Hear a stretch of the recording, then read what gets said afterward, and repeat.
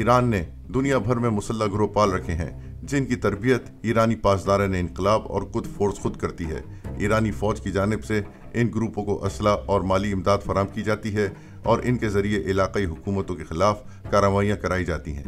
Iran के निशाने पर आने वाले मुल्कों में इराक, शाम, लिबनान, बहरीन, यमन और अफगानिस्तान शामिल हैं। हिजबुल्लाह एक जंगजू तंजीम है जो लेबनान में ईरान के लिए काम करती है। हिजबुल्लाह की बुनियाद 80 की दहाई में ईरानी पासदारान इनकलाब ने रखी और इसकी माली मामलत और तरबियत का जिम्मेदार ईरान है।